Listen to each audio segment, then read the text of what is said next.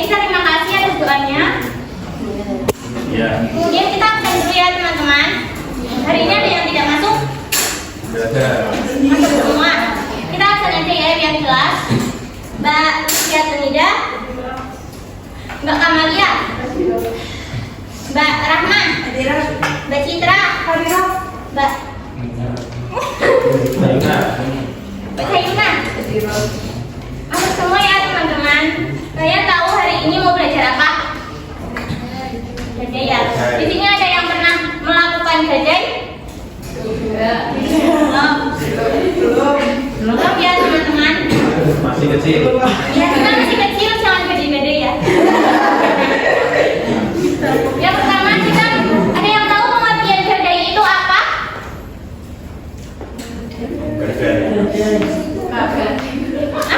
Gak ada yang tahu, kita belajar baru ya.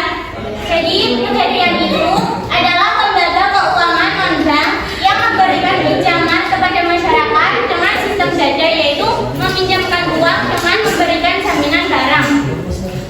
Kemudian fungsinya itu apa sih? Fungsinya itu sebagai penyalur dana cepat dan mudah bagi masyarakat yang membutuhkan. Tapi nggak semua barang itu bisa digadaikan ya teman-teman. Ada, kalian kelihatan nggak sih gambar aku? Contoh barang yang bisa digadaikan yang pertama yaitu logam mulia, emas, perak atau berlian. Ada yang punya berlian mungkin nanti bisa digadaikan kalau misal butuh uang ya. Terus transportasi seperti mobil, motor, atau surat-suratnya itu apa? Sertifikat motor. Itunya bisa digadaikan, sih bisa. Alat elektronik seperti HP dan laptop, kalian semua pasti punya HP kan? Jadi kalau nggak punya duit bisa digadaikan. Terus TV, terus sertifikat tanah atau sertifikat rumah, itu sangat bermanfaat sekali untuk kita yang membutuhkan. Kursi bisa nggak? Kursi nggak bisa karena yang bisa digadaikan itu yang ada nilai ekonominya. Kursi apa? Tapi kan kecil. Maksudnya? Kursi mas. Ya, misalkan kita kan mau butuh uang 10 juta, nggak mungkin kita mau menggadaikan pensil kan? Menggadaikannya itu kalau jaga-jaga semisal nanti kita nggak bisa mengembalikan, jadi sang penggadai itu bisa menjual barangnya itu buat menutupi utang kita. Wah, paham kan? Lalu ada alat-alat pertanian seperti mesin dan lain-lain. Kalau bapak kalian punya itu alat-alat pertanian atau perikanan itu bisa dijual. Terus ketentuan umum, ketentuannya ada aja sih yang kalau kalian mau gadai. Yang pertama harga yang digadaikan. Nah ini harga yang digadaikan memiliki nilai ekonomi yang dapat digadaikan. Harga tersebut harus berupa benda yang dapat dinikmati, diukur nilainya dan boleh dimiliki secara syar'i. Ya ini tadi ada emas, ada transport, ada apa ini ya? Sekarang lanjut yang kedua yaitu pihak yang terlibat. Pihaknya itu dua ya, ada sang pemberi gadai dan penerima gadai. Pemberi gadai itu namanya mukhir, kalau penerima itu namanya mustakhir. Ada yang pernah dengar? Belum, ini ya. Kemudian kesepakatan. Jadi keduanya itu harus bersepakat mengenai jumlah hutang, jangka waktu dan persyaratan lainnya yang sudah disepakati kedua belah pihak. Jadi keduanya itu harus sepakat. Gak boleh kalau yang satu sepakat, yang satu enggak, itu akadnya tidak sah. Terus yang keempat, penyerahan jaminan. Ketika menyerahkan barang gadai harus dilakukan dengan cara yang meyakinkan, sehingga penerima gadai memiliki kendali atas jaminan tersebut. Kita jangan sambil ketawa-ketawa ya. Kalau mau gadai itu nanti tidak percaya soalnya. Terus yang kelima, penggunaan jaminan.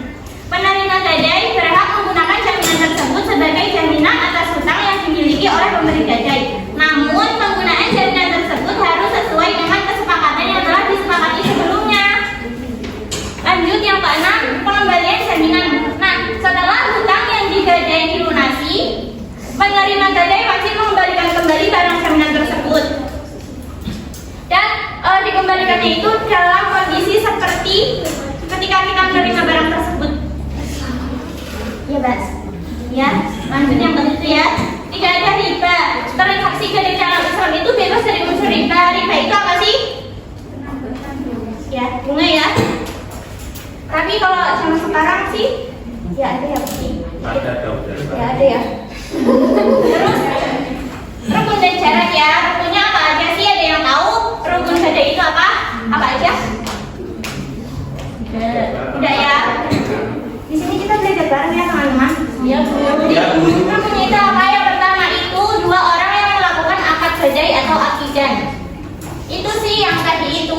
mukir dan mustakir. Kemudian yang kedua barang yang digadaikan, yaitu atau al-mahrun. Yang ketiga hutangnya itu, dan yang keempat sihot, ijab dan kabul.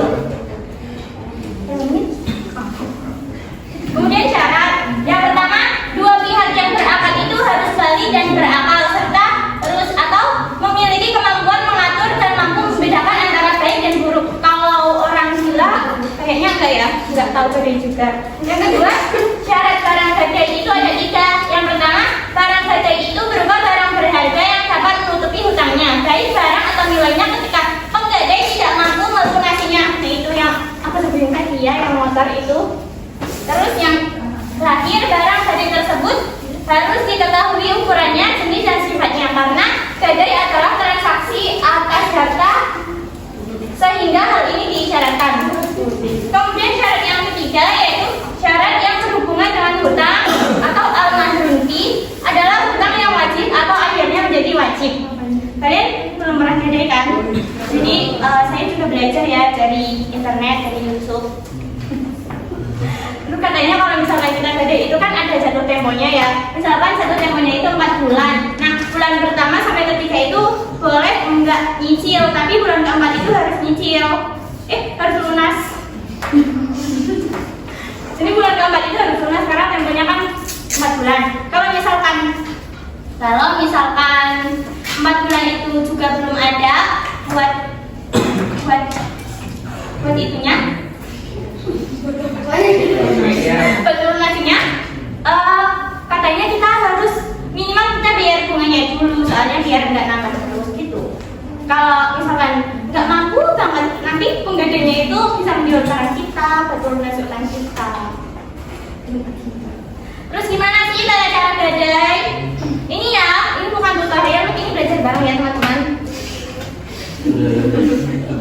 Tentang cara gadai, yang pertama menyerahkan barangnya. Kita mau menyerahkan apa ya? Kita punyanya motor, ya udah diserahkan aja motornya daripada nggak punya duit kan? Penaksiran nilai, ini mbak itu kayak hitung dulu loh. Ini nilainya kira-kira berapa ya kalau di gadai itu? Misalkan motor itu 10 juta lah gitu. Berarti nanti kita memberikan jaminan, biasanya kalau ini mungkin tanda tangan ya kayak surat gitu. Oh iya materai, nanti tanda tangan di atas materai gitu loh biar sah. Kemudian yang terakhir mendapatkan uang, dan katanya kalau misalkan kita mau menggadaikan sekarang itu gampang banget, cukup dengan KTP saja. Dengan KTP saja 15 menit itu udah langsung cair uangnya. Betul kan kalau sekarang? Enggak, ini kan belajar bareng.